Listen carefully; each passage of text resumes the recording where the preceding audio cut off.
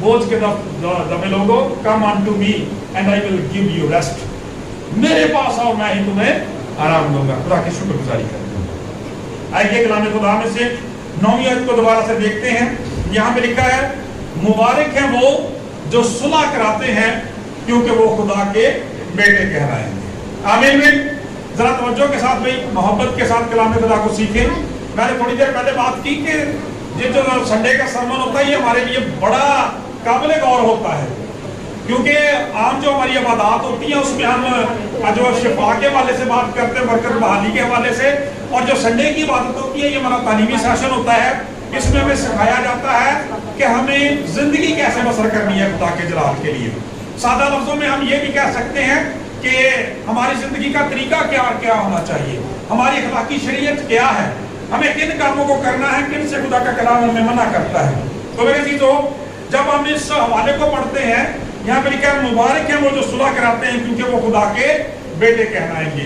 اور جب ہم اس 5ویں چیپٹر کو پڑھتے ہیں تو آپ سب کو پتا بھی ہے بائبل مقدس کے اوپر بھی لکھا ہے, جو ہماری کمپیوٹرائز بائبل ہے اس میں اس کی ہیڈنگ بھی دی گئی ہے پہاڑی واز کی. ٹھیک ہے, ماؤنٹین سرمن, یہ سرمن آف ماؤنٹین, خداوند یسوع مسیح کا پہاڑی واز. کیونکہ یہاں پہ لکھا ہے کہ وہ اس بھیڑ کو دیکھ کر پہاڑ پر چڑھ گیا. خداوند یسوع مسیح کی یہ وہ تعلیمات ہیں, یہ وہ باتیں ہیں, یہ وہ اخلاقیات ہے, یہ اخلاقی شریعت ہے جو خداوند یسوع مسیح نے پہاڑ پر چڑھ کر خدا کا کلام بیان کرتا ہے, بیان کی ہے. اور اس کی بڑی اہمیت ہے ہماری زندگیوں کے اندر.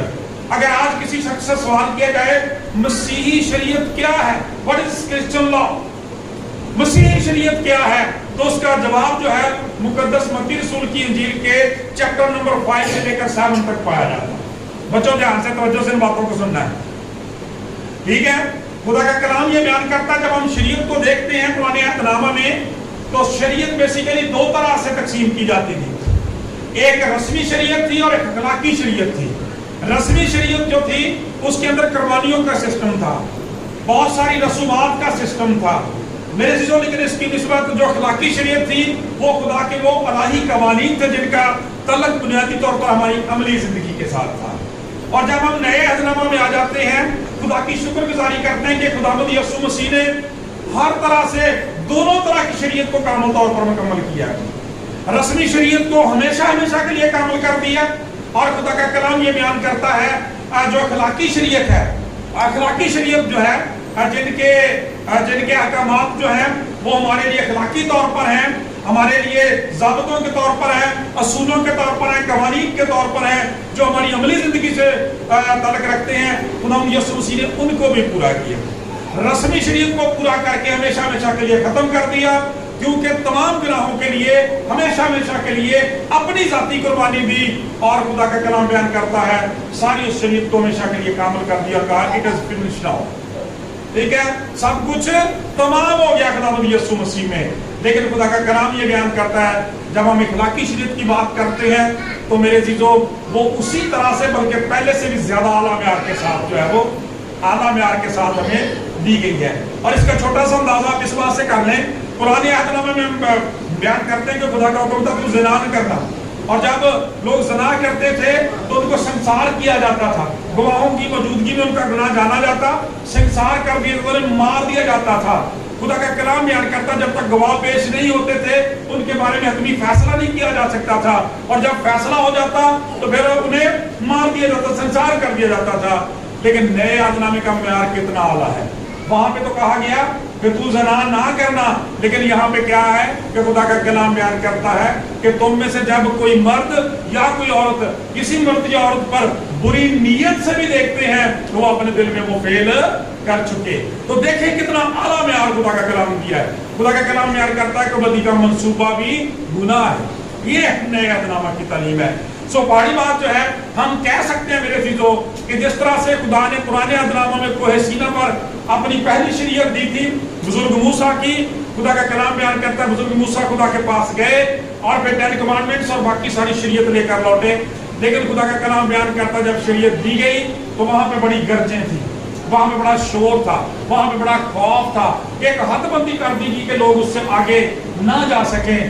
لیکن میرے عزیزو خدا کی شکر گزاری کرتے ہیں کہ جب نجات ہند آیا وہاں پہ لکھا ہے کہ وہاں پہ پہاڑ پر خدا اترا اور یہاں پہ کلام میں بیان تھا، یہاں کلام مجسم پہاڑ پر چڑھ گیا، یہاں پہ وہ اپنے لوگوں کے درمیان اترا ہے، پھر پہاڑ پر چڑھ گیا ہے تاکہ اسی بات کی یاد دہانی کر دے کہ جو وہاں پہ ٹین کمانڈمنٹس دینے والا تھا اب مجسم ہو کے زمین پر آ گیا ہے اور ان کو ریفارم کرتا ہے، رینیو کرتا ہے، خدا کا کلام بیان کرتا ہے اور اپنے عمل سے پورا کر کے دکھاتا ہے۔ وہ پہاڑ پر چڑھ گیا اور یہاں پہ کوئی حد بندی نہیں ہے، بلکہ خدا کا کلام بیان کرتا ہے، یہاں پہ لکھا ہے اس بھیڑ کو دیکھ کر، یعنی بہت زیادہ رش تھا، بہت سارے لوگوں کو خدا چاہتا ہے کہ وہ پاس بلائے، ساری دنیا کو پاس بلاتا ہے تاکہ میں بوجھ کے تمہیں لوگوں میرے پاس ہو، میں تمہیں آرام دوں گا۔ اور جب لوگ بیٹھ گئے تو خدا کا کلام بیان کرتا ہے خداوند یسوع مسیح پہاڑ پر چڑھے، بیٹھ گئے، شاگرد اس کے پاس آئے اور اپنی زبان کھول کر خداوند یسوع مسیح نے اس اخلاقی شریعت کا بیان کیا ہے جو آج ہماری مسیحی شریعت ہے۔ اور میں چاہتا ہوں کہ ہمارے سب بچوں کو، بڑوں کو ان 3 ابواب کو، یعنی 5ویں کو، 6ٹھے کو اور 7ویں کو ازبر کرنا چاہیے، زبانی یاد کرنا چاہیے، حفظ کرنا چاہیے، اور کوشش کرنی چاہیے کہ ہفتہ میں ایک بار ان تینوں چیپٹرز کو ضرور پڑھیں، کیونکہ انہی میں آپ کو جواب ملے گا آپ نے کیسے کھانا ہے، کیسے پینا ہے، کیسے رہنا، کیسے بات کرنی ہے، کیسا آپ کا بیہیو ہو، آپ کی شادیاں کیسی ہوں، آپ کے معاملات کس طرح سے طے کیے جائیں۔ یہ ساری باتیں جو ہے 5ویں سے 7ویں چیپٹر کے اندر جو ہے وہ بیان کی گئی ہیں، اور 3 چیپٹر ہیں لیکن اس کے اندر خدا کی کامل شریعت کو، اخلاقی شریعت کو بیان کیا گیا ہے۔ آج ان میں سے ہم ایک جو ہے وہ اصول کو دیکھیں گے اور وہ مبارکبادیوں کا اصول ہے۔ آپ جانتے ہیں کہ یہ مبارکبادیاں جو بڑی زبردست ہیں، مبارک حالی، حقیقی خوشحالی کو یہ بیان کرتی ہیں، اور ہم سنڈے اسکول میں بچوں کو یاد بھی کرواتے ہیں۔ مبارک ہیں وہ جو دل کے غریب ہیں کیونکہ آسمان کی بادشاہی انہیں کی ہے۔ کہیں لکھا ہے مبارک ہیں وہ جو غمگین ہیں کیونکہ وہ تسلی پائیں گے، مبارک ہے وہ جو رحم دل ہے کیونکہ ان پر رحم کیا جائے گا۔ اور آج ان میں سے جو میرے سے جو مبارکبادی ہم پڑھ رہے ہیں 9ویں آیت میں، وہ ہے مبارک ہے وہ جو صلح کراتے ہیں کیونکہ وہ خدا کے بیٹے کہلاتے ہیں۔ آج ہم صلح کے تعلق سے دیکھیں گے میرے سے، اور جب ہم اس آیت کو پڑھتے ہیں تو ہمیں پتہ چلتا ہے یہاں پہ بیسیکلی 2 لوگوں کا ذکر کیا گیا ہے، ایک صلح کرنے والوں کا، ایک صلح کرنے والوں کا اور دوسرا صلح کروانے والوں کا۔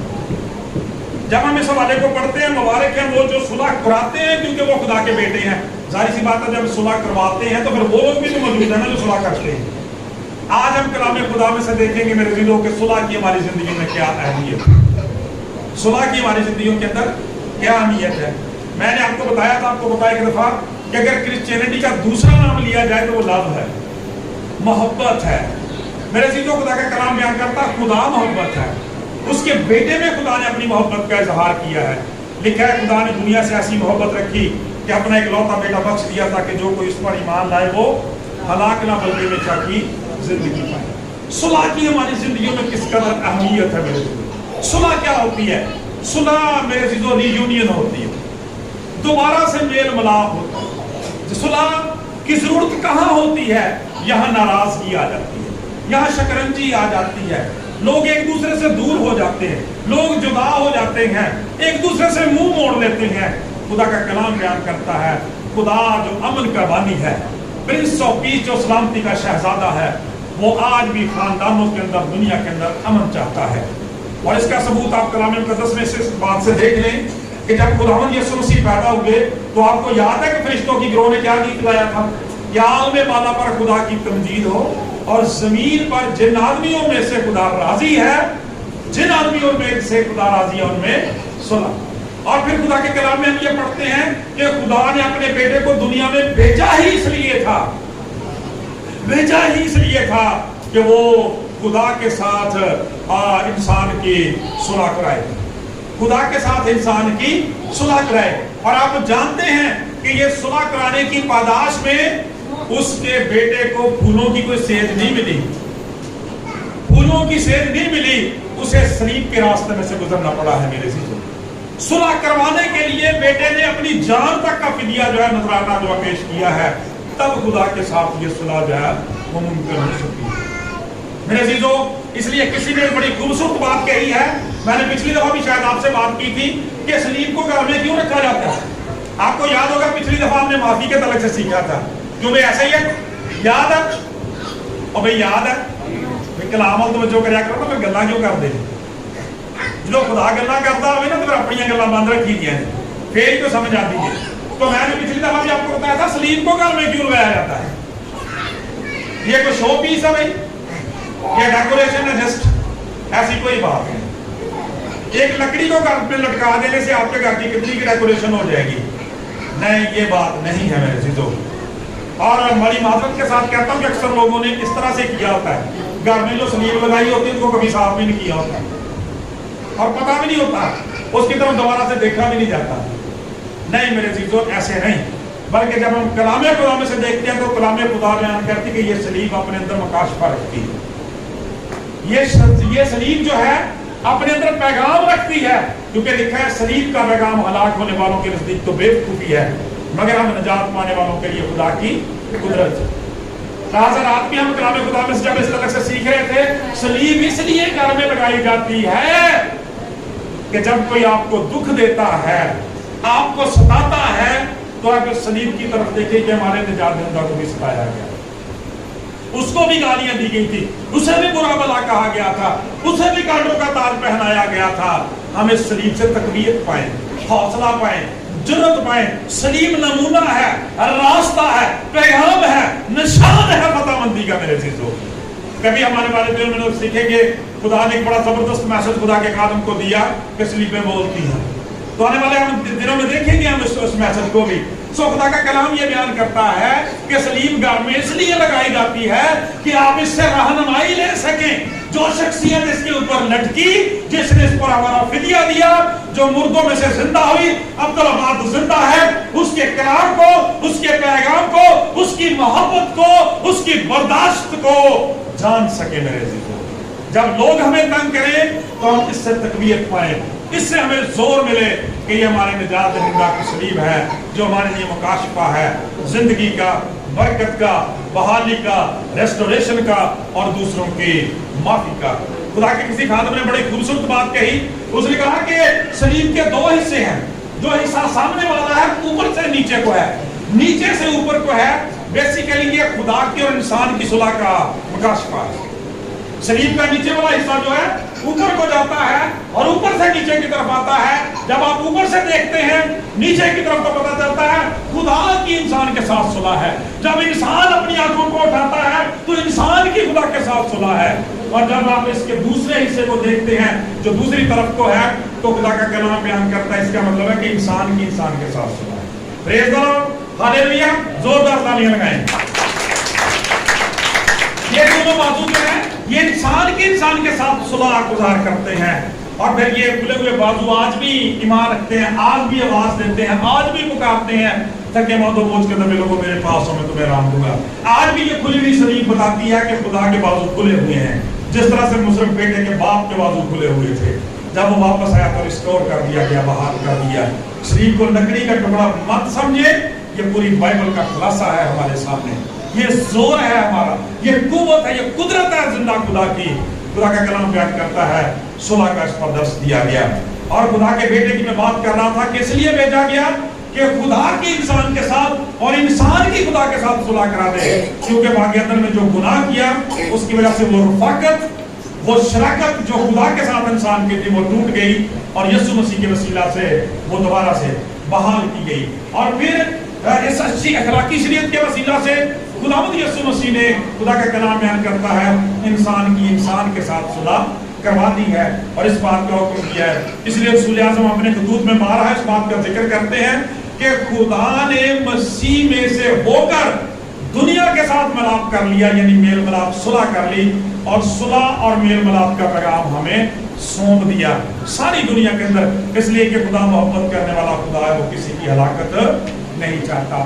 لہذا آج خدا کا کلام ایماندار بیٹوں بیٹیوں سے بھی کہتا ہے مبارک ہیں وہ جو صلح کراتے ہیں کیونکہ وہ خدا کے بیٹے ہیں۔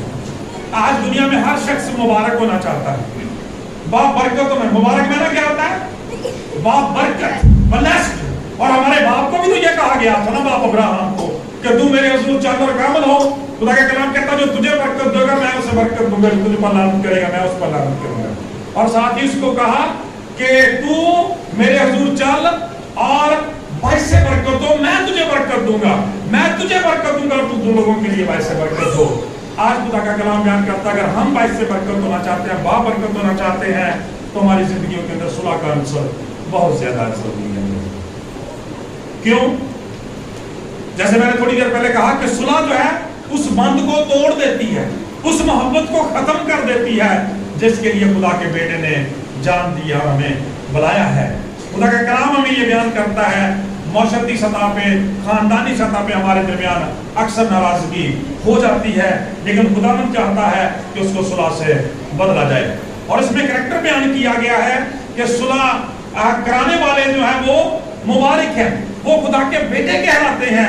تو ذرا توجہ کرو کہ اگر صلح کرانے والے خدا کے بیٹے اور بیٹیاں ہیں، اگر صلح کرنے والے کیا ہوں گے خدا کے؟ پریز دی لارڈ۔ خدا کا کلام بیان کرتا ہے وہ بھی بیٹے اور بیٹیاں ہی ہیں۔ کیوں؟ پاک کلام کے اندر جب ہم دیکھتے ہیں تو پھر ہمیں کیسے پتا چلتا ہے کہ ہم خدا کے بیٹے اور بیٹی ہیں؟ پاک کلام کے اندر لکھا ہوا ہے میرے عزیزو، خداوند یسوع مسیح کے تعلق سے، لنک کے تعلق سے، ہمارے رشتے کے تعلق سے، مقدس یوحنا کی انجیل پہلا باب جب آپ 12ویں آیت کو پڑھے وہاں پہ لکھا ہے کہ جتنوں نے اسے قبول کیا اس نے انہیں خدا کے فرزند بننے کا حق بخشا، یعنی انہیں جو اس کے نام پر ایمان لاتے ہیں۔ تو گویا یہاں پہ خدا یہ نہیں کہہ رہا کہ بھئی کوئی جو اور آگے کوئی صلح کرا دے گا تو وہ بیٹا اور بیٹی بن جائے گا۔ نہیں، not at all۔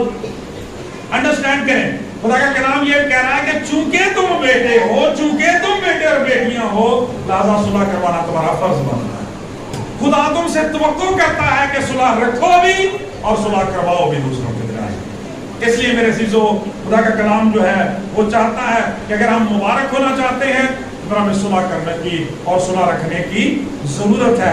خدا کے ساتھ بھی خداوند یسوع مسیح کے وسیلہ سے رسول فرماتا ہے صلح رکھیں، اور انسانوں کے ساتھ بھی صلح رکھیں۔ یہ صلیب ہمیں رات دن جو ہے یہی میسج اور پیغام دیتی ہے۔ میرے عزیزو، جب ہم صلح کروانے والوں کے بارے میں دیکھتے ہیں، کہا گیا کہ وہ مبارک ہیں، لہذا جو صلح کرواتے ہیں وہ بڑے مبارک لوگ ہیں۔ خداوند کہتا ہے کہ وہ حقیقی طور پر ثابت کرتے ہیں کہ وہ خدا کے بیٹے اور بیٹیاں ہیں، اور جو صلح کرتے ہیں لہا مالا وہ بھی ثابت کرتے ہیں کہ وہ خدا کے بیٹے اور بیٹی ہیں۔ لیکن اکثر ہمارا رویہ ایسا نہیں ہوتا۔ 2 سے 3 باتیں ہمیں پتہ چلتی ہیں جن کی وجہ سے ہم صلح کر سکتے ہیں۔ صلح کرنے کا پروسیس جو ہے اس میں کیا باتیں ہیں وہ بھی اسی صلیب کے اندر ہمیں نظر آتی ہیں خداوند یسوع مسیح کے وسیلہ سے۔ اور خدا کے کلام میں سے میرے عزیزو، جب ہم صلح کی بات کرتے ہیں غور سے توجہ سے سنیں، سب سے پہلے صلح کرنے کے لیے جو ضروری چیز ہوتی ہے وہ معافی ہے۔ وہ کیا ہے جی؟ معافی ہے۔ کلام خدا ہمیں کیا مکاشفہ دیتا ہے؟ رسول اعظم فرماتے ہیں فلپیوں کے خط میں، افسیوں کے خط میں آپ نے فرمایا کہ جس طرح سے مسیح میں خدا نے تمہارے قصور معاف کیے ہیں، تم بھی ایک دوسرے کے قصور معاف کرو۔ اور ہم نے پچھلی دفعہ سیکھا تھا کہ خدا یسوع مسیح نے دعائے ربانی کی آخر پہ جا کے اسی آیت کو دہرایا، جس طرح ہم نے اپنے قرضداروں کو معاف کیا، دوبارہ سے دہرایا کہ اس لیے کہ اگر تم بھی اپنے بہن بھائیوں کے قصور معاف نہیں کرو گے تو تمہارا آسمانی باپ بھی معاف نہیں کرے گا۔ اچھا، ویسے سوال کیتا جائے کہ کون کون چاہتا کہ انہوں معاف کر دیتا جائے؟ کون کون چاہتا اسے معاف کر دے؟ میں بھی چاہتا ہوں کہ مجھے معاف کر دے۔ آپ بھی چاہتے ہیں نا؟ سارے لوگ ہی چاہتے ہیں کہ معاف کر دیا جائے۔ اچھا، اگلا سوال، معاف کرنا کون کون چاہتا ہے؟ معاف کرنا کون چاہتا ہے؟ مشکل سوال ہے نا۔ ہوں آپ دانا ہون لگ پے نے، ہوں سوچ کے آئے ہیں، ہوں ڈے پیو نے ہاتھ کھڑا کیتا تو میں نہیں کری دوں، قاری صاحب کہنا تو نہیں معاف کرنا چاہتا، نہ میں نے بھی کسی کو کہنا، ٹھیک ہے۔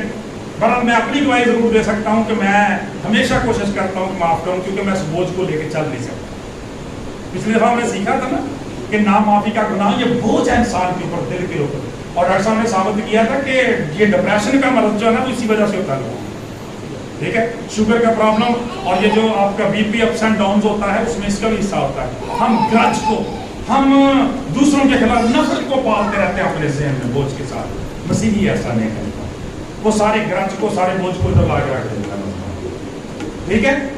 تو معاف کرنا مشکل کام ہے، لیکن دیکھیں خدا کا کلام بیان کرتا ہے خدا نے خداوند یسوع مسیح کے وسیلہ سے معاف کیا ہے، اور حکم کیا ملا؟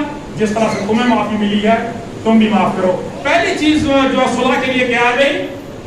معاف کر دینا۔ پہلی بات کیا ہے؟ معاف کر دینا ہے، ٹھیک ہے۔ اور معاف کیا کرنا؟ جس وجہ سے ناراضگی، آپ سمجھتے ہیں جی میری حد کی عزت ہو گئی اور مینوں جی سارے سامنے بےزت کر دیتا، سارے رشتہ داروں کے سامنے، وہ بندے نوں بولن نہیں پتا، اس بیبی نوں بولن نہیں پتا، بہن نوں بولن نہیں پتا، ਸਾਡੇ ਰੁਪਏ ਪੈਸੇ ਦਾ ਇੰਨਾ ਨੁਕਸਾਨ ਕਰ ਦਿੱਤਾ, ਸਾਡਾ ਇਹ ਕਰ ਦਿੱਤਾ, ਉਹ ਕਰ ਦਿੱਤਾ, वो कर ਦਿੱਤਾ, सारा नुकसान। खुदा का कलाम ये बयान करता है उसे माफ कर, ठीक है, खुदावंद की खातिर। क्यों? आपका बहुत ज्यादा कर्ज माफ किया हुआ। उस दिन क्या पड़ा था? 10,000 तोड़े थे, लाखों की अरबों की रकम थी उस शख्स की, ठीक है, मिन्नत की, रोने लग गया, बादशाह ने बख्श दिया। अगे जाके कीता 100 रुपये देना सी उन्हें, उन्होंने उठा लिया, उन्हें ला लिया, उन्हें क्या कट पाई था, ठीक है। फिर कदम यीशु मसीह ने की फरमाया, बादशाह ने दोबारा तलब कर लिया, उन्हें क्या बंद करो दोबारा, ये बीवी बच्चों फड़ के लिया, जो कुछ बेचो एदा, इनको एदा कर्ज पूरा करो सारा, इसलिए कि दूसरे माफ नहीं किया। खुदा का कलाम बयान करता, बादशाह ने क्या, तुझ पर लाजम नहीं था कि जिस तरह से मैंने तुम पर रहम किया तू भी रहम करता, तू भी माफ करता। और फिर यीशु मसीह ने फरमाया, इसी तरह तुम्हारा आसमानी बाप भी तुम्हारे साथ करेगा अगर तुम एक दूसरे को दिल से माफ। और हमने बुनियादियात कौन सी पढ़ी थी? पतरस रसूल ने पूछा था खुदावंद यीशु मसीह से कि मैं अपने भाई को कितनी दफा माफ करूं। और आपको याद है बच्चों, मैंने वहां पे 2 लफ्ज आपको जो अंडरलाइन करवाए थे कि लफ्ज पतरस रसूल के क्या थे कि अगर मेरा भाई गुनाह करे या करता रहे, क्या था, क्या था, करता रहे, करता रहे। अगर मेरा भाई गुनाह करता रहे, मेरी बेटी गुनाह करती रही, मेरा बेटा नाफरमानियां करता रहे, हमारे लोग नाफरमानी, मैं क्या करूं? खुदा का कलाम, क्या 7 दफा माफ करूं? 7 के 70 दफा माफ। और इसका मतलब क्या था? अनलिमिटेड फॉरगिवनेस, लामहदूद माफी, यदि हद ही कोई नहीं, क्योंकि ताड़े नाल इंजॉय आ रही, ठीक है। अपनी जिंदगी में गौर करके देख लो, नहीं कोई बंदा खड़ा होकर कह सकता कि मैंने अपने आप को पाक कर लिया साहब, मेरी जिंदगी में कोई गुनाह नहीं, मेरे समेत भी कोई नहीं कह सकता, मैं भी इंसान हूँ, ठीक है। इसलिए जब मुझे हर रोज यहाँ से माफी मिलती रहती है तो मुझ पर भी लाजम है कि मैं दूसरों को माफ करूँ। सुलह के लिए पहली बात माफी है। और सुलह क्यों नहीं होती? इसलिए कि लोग माफ नहीं करना चाहते और माफ नहीं करते। सो आज सुलह का पहला पॉइंट ये है कि हमें माफ कर देना है। किसकी खातिर? मसीह की खातिर, क्योंकि हमारी माफी की गई। दूसरी बात, भूल जाना नहीं। दूसरी बात क्या है? भूल जाना। माफी मन्ना उन्ना नहीं कर सकता जो भूल जाए। अच्छा, खुदा दी मोहब्बत देखो भी, पाप हमारे चुके सारे सुट्टे दूर दराडे। खुदा का कलाम ये बयान करता है, शरीयत कहती है कि जो कुछ तू करेगा भरेगा, ठीक है, मुजरिम को वो हरगिज़ बरी नहीं करेगा। खुदा का कलाम बयान करता हुआ आदल और मुर्सफ खुदा है। लेकिन जब बेटे ने जान दे दी, बेटे ने कफारा दे दिया, तो कहता है कि मैं उनकी बदियों को याद नहीं करूंगा, मैंने तेरी खताओं को पुष्ट पीछे फेंक दिया। इस तरह चौके पीछे छोड़ देता है। पीछे छोड़ देता की मतलब है बस बेकार, खत्म, इस चीज की कोई अहमियत नहीं। ਜਿਹੜੀਆਂ चीज़ा सानू घर च नहीं जरूरत, असीं चौके के बाहर सुट देने हैं, उन्होंने सानू कोई जरूरत नहीं रहती। देखो खुदा का फजल कि जब हम मसीह के तवस्सुत से आते हैं, आपके गुनाहों को, आपकी चीजों, आपकी उन नफरतों को, गुस्से को, सारी चीजों को, गालियों को उठाकर पुष्ट पीछे फेंक देता है, अपने बेटे को देखता है, भूल जाता है। खुदा फरमाता मैं तुम्हारी बदियों को याद नहीं करता। साडा रवैया की हुंदा? माइयां नूं कभी लड़दे वेखिया कि कहंदी औरतां गल्लां कर गल्लां मेरे पाजी साहब दिल ते लिखियां, मैं कभी भुल सकदी इहने मेरे नाल की कीता? मैनूं पता, तुसीं एडी दी वकालत ना करो, मैनूं पता जिद्दां दी नमाज़ां पढ़दी, जिद्दां चर्च जांदी है। पाजी साहब कहंदे यार अम्मा जी छड्डो तुसीं गल, वो बड़े दुआगो लोग ने गीत गांदे, मैनूं पता जिद्दां दे गीत गाउंदे, तुहानूं नहीं पता है, तुसीं चले जाना है, तुसीं देखदे ने इत्थे, तुहानूं की पता पिछों साडे घर की बनदा है। मैनूं पता जे जिद्दां जिद्दां मैनूं इन्हां ने अज़ियत दित्ती है। और मेरे जी तो यही वो मकाम है जो आपकी मुबारक होने का मकाम है, क्योंकि खुदा यीशु मसीह ने फरमाया, कहा गया था अपने दुश्मनों के लिए दुआ, सताने वालों के लिए दुआ करो। कहते अपने कहते कि कहा गया था, सुन चुके हो कि जिस तरह का सलूक लोग तुम्हारे साथ करते हैं उसी तरह से करो, आंख के बदले आंख, दांत के बदले दांत। लेकिन आपने फरमाया नहीं, लेकिन मैं तुमसे कहता हूं अपने सताने वालों के लिए भी दुआ करो, और जो तुम्हारा बुरा चाहते हैं उनके लिए बरकत चाहो। Praise the Lord. हो सकती है किसी की ऐसी मोहब्बत बनी नहीं, इसलिए कि कहा गया था कि तू अपने दोस्तों के साथ हम तो मोहब्बत रखना मगर दुश्मनों से नफरत। लेकिन मैं कहता हूं अपने दुश्मनों से भी मोहब्बत, और साबित नहीं किया सलीब के ऊपर, अब आप इनको माफ कर कि ये नहीं जानते कि क्या करते हैं। जोरदार तालियां लगा दे जाते हैं, जोरदार तालियां लगाओ, जोरदार तालियां लगाओ। इसलिए जी भाई नदीम कुछ कहना चाहते हैं? ہاں ایسا کرا لو تو زیادہ اچھا ہو جائے گا. یہ بڑی بھائی ندیم جو ہیں، ہم خدا کی شکر گزاری کرتے ہیں، ایک اچھے استاد ہیں، اچھے ٹیچر ہیں، ہم ان کی سروسز کے لیے خدا کی شکر گزاری کرتے ہیں. تو وہ کوئی واقعہ ہمارے سامنے بیان کرنا چاہتے ہیں میرا خیال، تو آئیے ان سے سنتے ہیں اور پھر آگے چلتے ہیں. باقی اچھا، میں آپ کو یہ بتانا چاہتا ہوں کہ یونیورسٹی لیول پہ بہت ساری بکس ہیں جو پڑھائی جاتی ہیں، لٹریچر ہے یورپ کا، اور بہت سارے طلباء تھے، لڑکیاں بھی تھیں اور لڑکے بھی تھے، ٹیچرز بھی تھے. تو وہاں پر ایک بک پڑھائی جا رہی تھی جس میں لکھا تھا کہ پوری دنیا میں صرف معافی اور محبت سب سے زیادہ ایک یسوع مسیح ناصری تھا اور دوسرا فرانس کا انقلاب. ان دو واقعات میں جو تھا وہ بہت زیادہ جو ہے نا محبت کھائی گئی ہے. اور اس میں ایک پوری کوٹیشن بیان کی گئی تھی کہ خدا یسوع مسیح کہتا ہے کہ اگر آپ کے گال پر بھی ایک تھپڑ مارتے ہیں تو دوسرا بھی اس کی طرف پھیر. تو یہ بہت بڑی بات ہے. جب ہم غیر قوموں میں جاتے ہیں تو یسوع مسیح ناصری واقعی محبت کا بہت بڑا موقع ہے.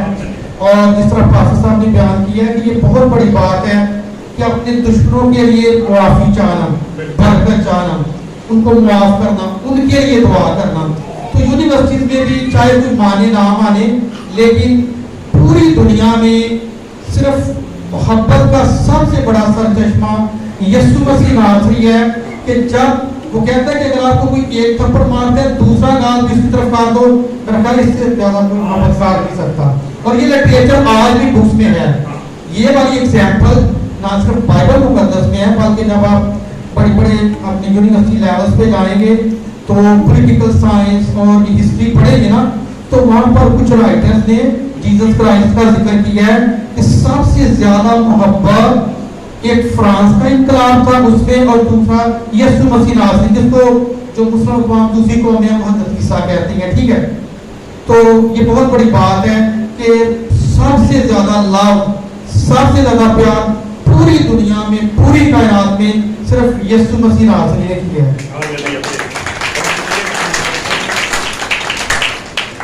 اور انہوں نے بڑی اچھی بات کی جو گولڈن رول آف کرائسٹ ہے، خداوند یسوع مسیح کا جو سنہری اصول پوری دنیا کے اندر مانا گیا ہے، وہ بلا کیا ہے، وہ بھی اسی مکاشفہ کے اندر ہے، وہ بھی اسی شریعت کے اندر ہے. اور وہ کیا ہے کہ لوگوں کے ساتھ ویسا ہی سلوک کرو جیسے کہ تم چاہتے ہو کہ لوگ تمہارے ساتھ کریں. اور یقین کرو اگر انسان ایسے ہی ایک اصول اپنا لینا، خدا کی ساری شریعت پہ عمل ہو جانا ہے. خدا کا پاک کلام بیان کرتا ہم صلح کی بات کر رہے ہیں. پہلی بات صلح کے اندر معافی ہے. دوسری بات جو ہمیں سیکھی وہ بھول جانا ہے. اپنے نقصان کو رسول کہتا تم اپنا نقصان کیوں نہیں برداشت کر لیتے؟ اپنے بھائی کو بہن کو کیوں عدالتوں میں گھسیٹتے ہو؟ غیر قوموں کے سامنے کیوں تماشا بناتے ہو؟ میں اپنے بدن کو مارتا کوٹتا ہوں، میں روزانہ مرتا ہوں، رسول کہتا ہے. اور اس کا مطلب یہی ہے میرے عزیزو کہ اپنی خواہشات کو، اپنے نقصانات کو، اپنی ساری باتوں کو دوسروں کے ظلم کو بھول جانے کی ضرورت ہے مسیح کی خاطر. تیسری اور آخری بات میرے عزیزو وہ ہے برداشت. جب ہم کلام خدا میں سے دیکھتے ہیں مسیح یسوع کی، دیکھیں بول رہی ہے نا سلیم، اور بچوں سکھا رہی ہے سلیم، باتیں کر رہی ہے نا سلیم. خدا کا کلام یہ بیان کرتا ہے، پاک کلام یہ بیان کرتا ہے کہ خداوند یسوع مسیح کے وسیلہ سے جب ہمیں معافی ملی تو بیسیکلی یسوع مسیح نے وہ سارا کچھ برداشت کیا جو ہمیں کرنا چاہیے. پاک کلام کے اندر لکھا ہے گناہ کی مزدوری تو موت ہے، مگر خدا کی بخشش ہمارے خداوند یسوع مسیح میں ہمیشہ کی زندگی ہے. وہ جو کیل توڑے کانٹے خداوند یسوع مسیح کو پڑے، صلیب خداوند یسوع مسیح کو اٹھائی گئی، خدا کا اٹھانی پڑی. خدا کا پاک کلام بیان کرتا موت کا دکھ سہنا پڑا تو بیسیکلی ہمارا حصہ تھا. لیکن خداوند یسوع مسیح نے بلا چون و چرا لکھا ہے شرمندگی کی پرواہ نہ کرتے ہوئے تمہارے لیے دکھ اٹھایا. صلیب پہ چین اور شرمندگی کی بات تھی، یہ شرمندگی کی موت تھی میرے عزیزو. سب سے بری اذیت ناک شرمناک یہ سزا تھی جو خداوند نے ہمارے لیے برداشت کی. آج اگر ہم کسی کو معاف کرنا چاہتے ہیں تو پھر برداشت کرنا سیکھنا ہوگا، کیونکہ خدا کا کلام بیان کرتا ہے اس نے ہماری مشقتیں اٹھانی اور ہمارے غموں کو بولو بھائی برداشت کیا، برداشت کیا اس نے. خدا کا کلام بیان کرتا ہے. اور پھر محبت کا چیپٹر کیا کہتا ہے، محبت کے گیت میں کیا لکھا رسول نے کیا لکھا ہے کہ محبت سب کچھ سہ لیتی ہے, سب باتوں کو برداشت کر لیتی ہے. میرے چیزوں بدگمانی نہیں کرتی. وہ اپنے دل چاپے نہیں گلا بنائی جانی ہیں, یہ سارے خلاف ہے سوچتے ہونے ہیں کرتے ہونے نہ. یاد رکھیں اگر آپ خدا کے بیٹے بیٹیاں ہونے کے دعوے دار ہیں اور یقیناً ہم مسیح میں ہیں, تو پھر خدا کا کلام بھی یہ بیان کرتا ہے کہ ہمارے خیموں میں, ہمارے گھروں میں, گھرانوں میں صلاح سلامتی اور امن ہونی چاہیے. یہ جو ہمارا پرنس آف پیس ہے, سلامتی کا شہزادہ ہے, اگر وہ ہمارے گھروں کے اندر ہمارے دلوں پر حکومت کرتا ہے, وہ جو بادشاہوں کا بادشاہ ہے, ہمارے دل کا, ہمارے خاندان کا, میری زندگی کا بادشاہ ہے, ہماری زندگیوں میں پیس ہوگا. اور انگلش میں لوگوں کو پیس میکر کہا گیا. کیا بات ہے, کہتے ہیں کرسچن جو پیس میکر ہیں پوری دنیا کے اندر. پریز دی لارڈ. یہ صلح جو ہے, یہ صلح کروانے والے لوگ ہیں. خدا کا کلام بیان کرتا ہے, خدا کا کلام بیان کرتا ہے مبارک ہے وہ جو صلح کراتے ہیں. میں نے کہا کہ اگر صلح کروانے والے مبارک ہے تو صلح کرنے والے کتنے مبارک ہوں گے.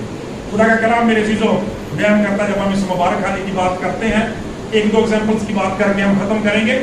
پاک کلام کے اندر یسوع مسیح نے تو دو ہی صلح کروائی نا, سب سے بڑی صلح تو یہ ہے. خدا کا کلام بیان کرتا ہے. اس کے علاوہ میں نے پچھلی دفعہ آپ سے ایک بزرگ یوسف کا ذکر کیا تھا کہ ان کے دیکھیں 11 بھائیوں نے, 10 بھائیوں نے ان پر کس قدر ظلم کیا تھا, اور توقع نہیں تھی کہ کوئی اب ان کو بچا سکتا. لیکن خدا کا کلام بیان کرتا ہے وہی باتیں کہ انہوں نے جب ان کو خدا نے سرفراز کر دیا, وہ اس ساری ہیوملیشن کو, اس ساری تذلیل کو, ذلت کو کس لیے برداشت کرتے رہے؟ اس لیے کہ خدا کی مکاشفہ کو جانتے تھے, وہ صلیب کے بھید کو سمجھتے تھے, خدا کے پاک کلام کو جانتے تھے. اچھا یہ حیران کن بات آپ دیکھیں کہ کیا آپ سمجھتے ہیں کہ جس وقت یہ لکھا ہوا ہے بزرگ یوسف کا واقعہ ہے, اس وقت بائبل مقدس تھی ان کے پاس؟ پیدائش کی کتاب کے اندر ہی تو یہ واقعہ لکھا ہوا ہے. پھر کتاب وہاں کیسے آ گئی؟ نہ ڈٹال. ان لوگوں کی عظمت دیکھیں, نہ کوئی لکھا ہوا تمہار ان کے پاس, نہ کوئی کتاب ان کے پاس, اور خدا کا وہی مکاشفہ جو انہوں نے اپنے باپ سے, اپنی ماں سے سنا ہوا ہے, خدا کا کلام اس کو انہوں نے اپنے دل میں رکھ لیا اور اسی کے مطابق انہوں نے عمل کیا. اور ساڈے کول تے 66 کتاباں دا مجموعہ ہے. انہوں نے کوئی کتاب لکھی نہیں جڑا مکاشفہ دی ماں نے سکھاتا, وہ دے باپ نے سکھاتا. کئی دفعہ ویکھیا نا بزرگ موسیٰ دے بارے چ کہ بزرگ موسیٰ نے لکھیا تعلیم تے حاصل کرتے رہے فرعون دے گھر چ, علم تے سارا پڑھیا مصریاں دا. وہ بائبل انہوں نے کتھوں آ گئی, کلام انہوں نے کتھوں آ گیا؟ خدا کا پاک کلام بیان کرتا اس کی ماں, ان کی ماں جب انہیں دودھ پلانے کے لیے جاتی تھی, دودھ کے ساتھ ہی مکاشفہ ڈالا جا رہا تھا. بریدار زوردار تالیاں لگاؤ. کتھوں سمجھ آ گئی, کتھوں پتہ لگ گیا بزرگ یوسف نو؟ سارا کچھ برداشت کرتے رہے, سارا کچھ برداشت کرتے رہے کہ خداوند کے وعدے سچے ہیں. انہیں خواب دکھایا گیا تھا, پتہ آپ کو, وہ پھولے جھکتے ہیں, چاند اور سورج سے سجدہ کرتے ہیں. وہ خوابوں کے ذریعے جو مکاشفہ انہیں ملا تھا اس میں انہوں نے دل میں رکھ لیا تھا. اس کے مطابق ساری ذلت کو برداشت کرتے رہے, اور جو مسیح کے مسیح کی طرح سے پھر خدا کا کلام بیان کرتا مردوں میں سے زندہ ہوئے. یعنی جب ان کی حیثیت کا وقت ختم ہو گیا, مصر کے اندر خدا نے وزیر اعظم بنا دیا, اور جب ان کے بھائی ان کے سامنے آئے, اب ان کا امتحان آ گیا. اب انہوں نے ثابت کرنا تھا وہ خدا کے بیٹے اور بیٹیوں میں سے ہیں کہ نہیں. خدا کا کلام بیان کرتا ہے جب ان کا باپ مر گیا, اس کو دفن کر کے آئے, تو ان کے بھائی پریشان ہو گئے, سراسیمہ ہو گئے, کہنے لگے کہ اب یوسف ہمارے ساتھ برا سلوک کرے گا, ہمیں مارے گا, کیونکہ ہم نے اس کے ساتھ برا سلوک کیا تھا. تو خدا کا کلام بیان کرتا, انہوں نے کہا, یوسف سے کہنے لگے کہ جب تیرا باپ, ہمارا باپ زندہ تھا, تو اس نے کہا تھا کہ تو اپنے بھائیوں کے اس گناہ کو معاف کر دینا. تو خدا کے کلام میں لکھا کہ یوسف زار قطار رونے لگ گیا, ان سے لپٹ گیا. اس نے کہا تم کیا کرتے ہو, کیا میں خدا کی جگہ پر ہوں؟ تم نے تو مجھ سے بدی کا ارادہ کیا تھا, مگر خدا نے اس سے نیکی کا قسم کیا. ہاللیلویا, ہاللیلویا, کیوں بھائی؟ خدا کا کلام کہتا ہے کہ کئی دفعہ جو لوگ کسی سمجھتے ہیں نا کہ سارے نہ ناروا سلوک ہو رہا ہے, سارے نہ زیادتیاں ہو رہی ہیں, وہ نا کل کسی نے بڑی خوبصورت پہنتی میں ایک بات شیئر کی تھی کہ لوگ جڑے تانوں وٹے مارتے ہیں نا, انہوں وٹے چوک کے ماریا نہ کرو, انہوں کٹھے کر کے گھر تمیز کریا کرو. وہ وٹے انہوں نے مارن کی بجائے انہوں وٹے کٹھیا کرنا ہے, ٹھیک ہے, تو انہوں نے گھر تمیز کرنا ہے. خدا کا کلام ہمیں یہ سکھاتا ہے کہ جو باتیں لوگ تمہارے حق میں ناحق کہیں گے وہی تمہارے لیے باعث برکت بننا ہے. اپنے ستانے والوں کے لیے دعا کرنا, ٹھیک ہے. اپنے تیرا دشمن بھوکا ہے اسے کھانا کھلا, پیاسا ہے تو اسے پانی پلا, انگاروں کا ڈھیر لگ جائے گا اس کے ساتھ, ٹھیک ہے. خدا تمہیں بلیس کرے گا. خدا کی طرف دیکھیں, یوسف نے انہیں معاف کر دیا. خدا کا کلام بیان کرتا ہے ہزاروں کتابوں میں, اور نتیجہ اس کا کیا؟ سرفرازی, برکت. آج بھی یوسف کا نام جو ہے وہ مسیح کے مسیر پر لیا جاتا ہے دنیا کے اندر. تو بھائیاں نا फिर पता भी नहीं, ਜਦੋਂ भी ले आ जाना उसे पेटे से ले आ जाना।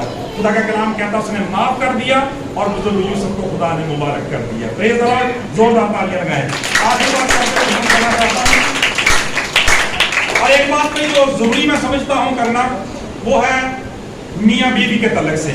आजकल जब हम तलकात को देखते हैं, बहुत सारे लोग इस बात के लिए दुआ भी करवाते हैं, फोन कॉल्स भी आती हैं कि पारी साहब चंद दिनों से हमारे घर में ये नाचाकी है, परेशानी है, इस वजह से दुआ करें, खुदा हमको अमल बख्शे। खुदा का कलाम बड़ी खूबसूरत बात कहता है। पिछली दफा भी हमने देखा कि जब हम माफ नहीं करते तो खुदा का कलाम बयान करता है, मियाँ बीवी के तलक से लिखा है, रसूल फरमाता है कि और यूं समझो कि हम दोनों जिंदगी की नेमत के वारिस हैं ताकि तुम्हारी दुआएं रुक ना जाए। जो मियाँ बीवी मुतफिक होकर दुआ करते हैं ना, तो आसमान खुल जाता है, क्योंकि यीशु मसीह ने कहा सी कि यहाँ 2 या 3 मेरे नाम पे जमा हो जाए, 2 लोग भी मुतफिक हो जाए ना, तो दुआ जी है ना खुदा दे हुजूर कबूल हो जाती है। लेकिन जब हम माफ नहीं करते तो फिर खुदा का कलाम कहता तुम्हारी दुआएं रुक जाएगी। ठीक है, ये उन लोगों के लिए जो दुआ करते हैं, लेकिन करते ही नहीं, ठीक है, वो अपना दादा आप कर लेना, तुम्हारी दुआएं रुक ना जाए। खुदा का कलाम बयान करता है, इसलिए कि तुम्हें जिंदगी की नेमतों का वारिस होने के लिए खुदा ने बुलाया है। Praise the Lord. ये क्यों लिखा भाई, ये क्यों नहीं लिखा तुम्हें जिंदगी की नेमतों के लिए बुलाया है, जिंदगी की नेमतों का वारिस होने के लिए बुलाया है।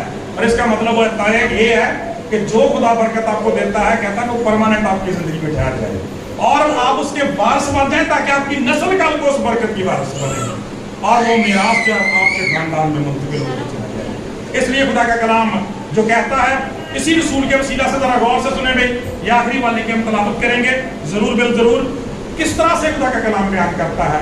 आज खुदा का कलाम बयान करता है कि जिंदगी से खुश होना और अच्छे दिन देखना चाहिए। जिंदगी से खुश होना, शुरू में हमने यहाँ से शुरू किया था ना, आप खुश हैं, खुश हैं सारे के सारे, सबने कहा था खुश हैं, अब भी खुश हैं। आप देखें, मैं फार्मूला देखें, खुदा का कलाम बयान करता है जो कोई जिंदगी से खुश होना चाहे और अच्छे दिन देखना चाहे, उसके बारे में देखिए क्या लिखा है, वो जुबान को बदी से और होंठों को मकर की बात कहने से बाज रखे, बदी से किनारा करे, नेकी को अमल में लाए, सुलह का तालिब हो और इसी की कोशिश में रहे। समझ गए भी बात? जिंदगी में अच्छे दिन कैसे आएंगे, खुशी कैसे आएगी? सुलह का तालिब हो, यानी वही बात, सुलह करवाने वाला हो, सुलह करने वाला। ठीक है, सुलह कराने वाले मुबारक, करने वाले भी मुबारक, और हमेशा इसी की कोशिश में रहे, तब उनकी जिंदगी में शादमानी और खुशी आ सकती है। लिहाजा मेरे चीजों, ये कितनी अच्छी बात है कि मैं कई दफा कहता हूँ कि जब हम लड़ते खुद है ना, तो फिर सुलह भी खुद ही करनी चाहिए। हाँ जी, ठीक है, फिर आसान क्यों चुकना दूसरे आस पास, ठीक है, फिर अपनी बरकत क्यों दे जो सुलह करवा आके उन्होंने, ठीक है, तुम आप ही सुलह करोगे तो बरकत जी डबल टाइम बढ़ जाए। Praise the Lord. मुबारक है वो जो सुलह कराते हैं, क्योंकि वो खुदा के बेटे कहलाएंगे। 3 बातें आज खुदा के कलाम में सुलह के तलक से हमें सिखाई हैं, इनको याद रखें। कलाम बयान करता है कि जब हम सुलह करना चाहते हैं तो उसके लिए हमें माफ करने वाला दिल रखना चाहिए और माफी हमारा रवैया बन जानी चाहिए। ठीक है, माफी हमारा रवैया बन जानी चाहिए, अनलिमिटेड फॉरगिवनेस हमारे अंदर होनी चाहिए लगातार। दूसरी बात, भूल जाना है, छड़ देना, छड़ देता ही नहीं गल्ला है। असं तो 50-50 साल गल्ला आए, साढ़े दादे ने भी इतना किया, इन्हें फलाने टाइम भी गाला कढ़िया से फलाना कुछ किया, बोल जाए खत्म करें, क्योंकि खुदा आपके सारे गुनाहों को बोल के और रोज भूलना है। और तीसरी बात, बर्दाश्त। ठीक है, कहना मैं नहीं इतना रह सकती, मैं नहीं इतना रहना, मैं एक पल नहीं इतना रह सकती पापी साहब, मैं इनू वेख नहीं सिखाता, ये मैनू वेख नहीं सिखाता। इंज दा रवैया मसीह का नहीं होंदा। क्यों? ऐ देखो बाप, असी तो जदों जी करदा चर्च आण बड़ी है, जदों जी करदा इतवार नूं या जुमे नूं, सुबह नूं, शाम नूं, बाप ने कदी क्या चलो तुम बैठो, चल मैं नहीं चाहता कि तू मेरे थ्रू दुआ करे, नहीं, थके मां तो बोझ के दो। बाप की इस मोहब्बत के लिए जोरदार ताली लगाएं और आइए